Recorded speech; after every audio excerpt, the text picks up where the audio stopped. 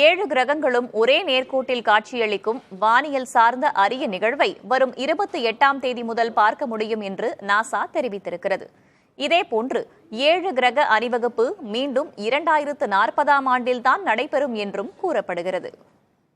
சூரிய குடும்பத்தில் உள்ள 9 கோள்களும் சூரியனை மையமாக வைத்து நீள்வட்ட பாதையில் சுற்றி வருகின்றது.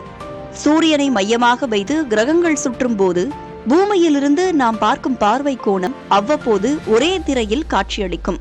அப்படி புதன், வெள்ளி, செவ்வாய், வியாழன், சனி, யுரேனஸ் மற்றும் நெப்டியூன் ஆகிய 7 கிரகங்கள் அணிவகுப்பு வரும் 28ஆம் தேதி தொடங்க உள்ளதாக நாசா தெரிவித்துள்ளது. கிரக அணிவகுப்பு என்பது பல கிரகங்கள் ஒரே நேரத்தில் சூரியனின் ஒரு பக்கத்தில் கூடும்போது ஏற்படும் நிகழ்வாகும்.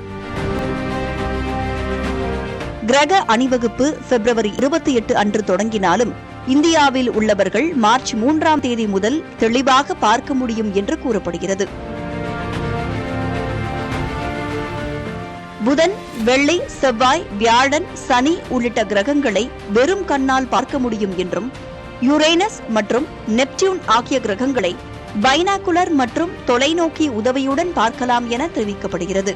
தற்போது ஸ்மார்ட் போன்களில் வானியல் தொடர்பாக நிறைய செயலிகள் வந்துவிட்ட நிலையில் அதன் மூலம் கிரகங்களின் நிலைகளை ஆர்வலர்களின்றியே தெரிந்து கொள்ள முடியும் என கூறப்படுகிறது. தமிழ்நாடு அறிவியல் இயக்கம், தமிழ்நாடு விண்வெளி ஆர்வலர் கழகம் உள்ளிட்டவை இந்த அரிய நிகழ்வை காண்பதற்காக தொலைநோக்கி மூலம் நிகழ்ச்சிகள் நடத்த திட்டமிட்டு இருக்கிறது.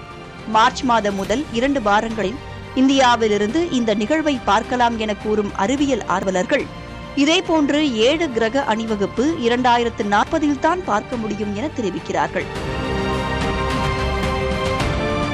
புதிய தலைமுறைக்காக செய்தியாளர் பாலவெற்றிவேல், நவநீத கிருஷ்ணன்.